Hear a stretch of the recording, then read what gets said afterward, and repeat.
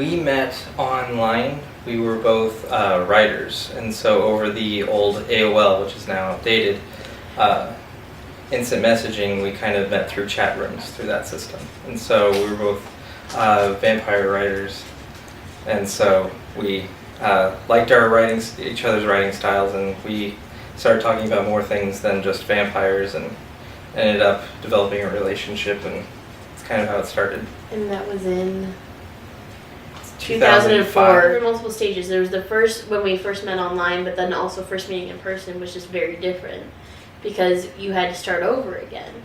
And so even how we interacted in person was just very different, and so you had to build up that attraction again because Matt was very quiet, he was very shy, and didn't want to talk to me. We didn't even want to, when we first met, we had been talking to each other for over a year and had been dating for several months, and we didn't even hug when we first met.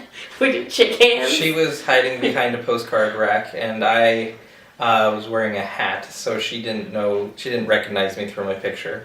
And so it was a very awkward meeting first. When Matt and I first met, we were writers, but since we weren't interested in a relationship with each other, it didn't matter what we were saying. And so Matt had lied about his age. He told me that he was in his early 20s, but he was still in high school. Yep. So I thought he was a couple years older, and he wasn't. And it was funny because usually you tell lies to make people think better about you and to think more of you. I didn't like his lies because I was like, well, what are you doing with your life if you're in your early 20s and you don't know what you're doing? Like, if he was in high school, it made a lot more sense. So you told me you loved me first, and that was after we were talking on the phone.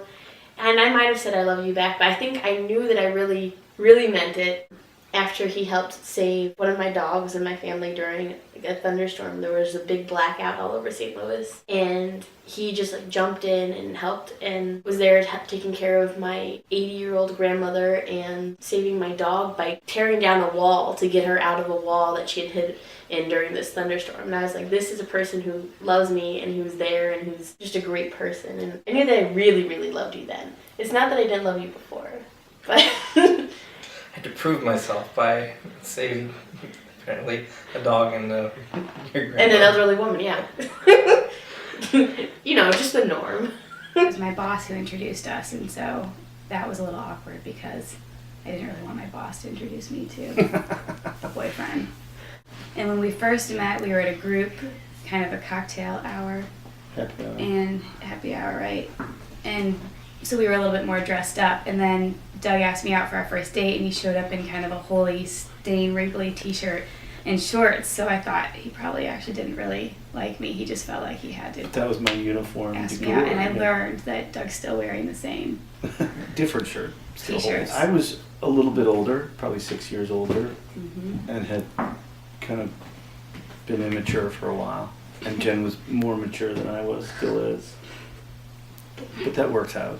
Somebody's got to be silly. We met through a mutual friend, somebody I went to graduate school, had worked for your dad beforehand, and he knew that I had moved to St. Louis for a job, and he knew that your dad had moved here to start a company, and so it was a blind date or blind phone call. There are lots of little moments that built to when I was crazy about your dad, but the major one was I had invited him to join our Frisbee team, and one of my coworkers was there who was kind of a bully of a guy and who had been somewhat insulting and difficult to work with. He was difficult to work with, and he was just strutting his stuff, and he went up for the Frisbee, and Dad got it before he did because Dad's fast, and the guy immediately swears at Dad, F you, and Dad just went right back into his face and said, F me? F you? What? He's like, got the Frisbee. Didn't say it, but I'm faster and better than you are. And it was just a delightful moment, and I hate to bring it up because it's not nice to hurt people's feelings, but this guy had been so belittling to me for so long, and just to see somebody who could go right back at him, and the guy backed down immediately and knew your dad was not to be bullied. And then Dad just went on his merry way and kept playing Frisbee and playing well and snatching the Frisbee out of the air. That's when I knew. Your dad was a man and the real thing and someone who wouldn't stand up for garbage. I was coming to St. Louis to check out WashU for the master's program. And so he was one of the people who picked me up at the airport. So he's one of the first people I met when I came. And then when I came back, I decided to come to WashU. And in the fall I came back and I walked into the building. There he was, standing by the desk. And he said, I knew you would come back.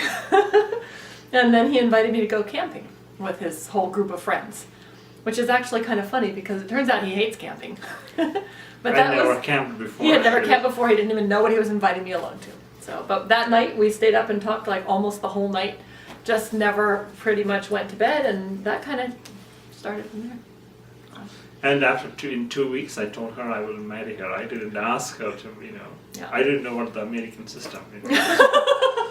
I just went with the Indian tradition. That's If right. Indian tradition is arranged marriage. If it is not arranged marriage, you just go and get her. So that's why I So- told her I will marry her. I remember that. We were standing outside of the house on Kingsbury, where I was living at the time, and he had walked me home from school, and I said, something along the lines of, "You've got to be crazy." We just met. And then a few weeks later, my mom, she said, I'm hearing a lot about this Rajiv person. Is there something I should know? And then by Thanksgiving, I took him home with me to meet the family, and that was pretty much it. I mean, we didn't get married for 2 years after that, but that was, I think, So when we knew. so she said she had a condition. She needed to date for 2 years at least. I said it doesn't matter. I can wait. No problem. We met in college. We went to different colleges. I went to SLU, he went to WashU, and we had mutual friends who were friends in college, but we did not actually start dating until I was in graduate school and he had graduated from college. We met in August of 1980 at a graduate student meeting at New Mexico Highlands University. We were both in a master's program in psychology. We like to do stuff outside, and we would go hiking in the mountains around Las Vegas, New Mexico is where we were. And so we just kind of enjoyed each other's company, and so it was kind of like, if there was love at first sight, we kind of was love at first sight, so. We did do a lot of climbing and went to Hermit's Peak and a bunch of stuff like that, so that was probably a lot of bonding took place at that time. And also we were in graduate school together, so there was a lot of studying, so there was a lot of academic work that we were also having to kind of share. So we took classes together, which could be stressful at times, but usually was more helpful than stressful. So We were also, I think, both at least 1,000 miles away from hometowns. And given the nature of the town that we were living in, which was mostly Hispanic, mostly Chicano, the university had a sort of local reputation as an Hispanic university. Anglos, such as ourselves, were looked down upon a little bit. It wasn't like there was a prejudice necessarily, but it wasn't that easy to like blend, meld, move into the community and be part of it. So I think that also threw us together a little bit, maybe more so than if we had been Hispanic or something. We both grew up in Nashville, Tennessee, and we knew each other from the time we were little, just to recognize each other.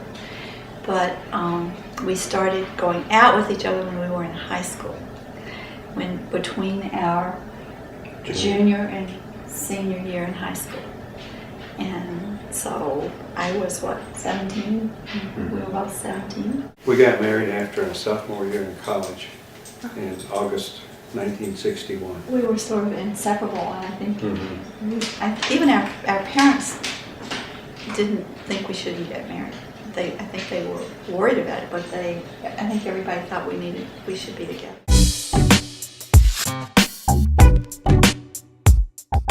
Look, Mary loves Henry. No, I don't. She's wearing this because she knows that you're coming over.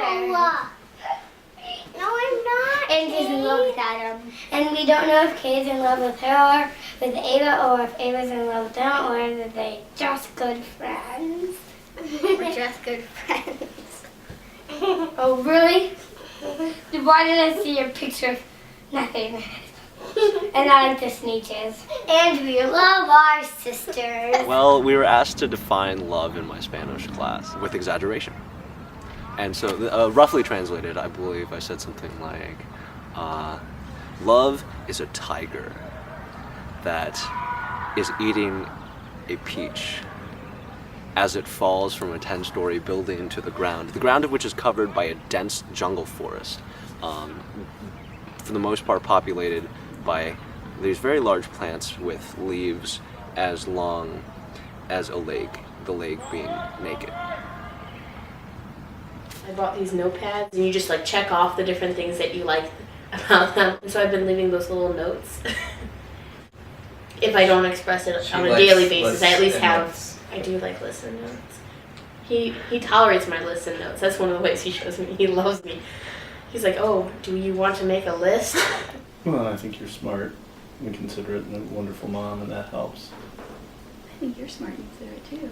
I'm not a good mom. You're a good dad. One of the things that I encountered at the time, there was a lot of game playing with women, just trying to be unavailable or just kind of trying to be difficult for the sake of being difficult. And thinking that maybe that was the right way to play it. And I felt, Jen was much more straightforward and less concerned about that. There's a lot of give and, it's not even give and take, because after a while you develop the same interests in things, same foods that you like, and swatting kids that are right there trying to distract us. That's true. You think about marriage. Sometimes we got married and we're so young, especially me. And you say that pledge and you say those vows, and you think about them and they're real, but 15 years later they're even more real.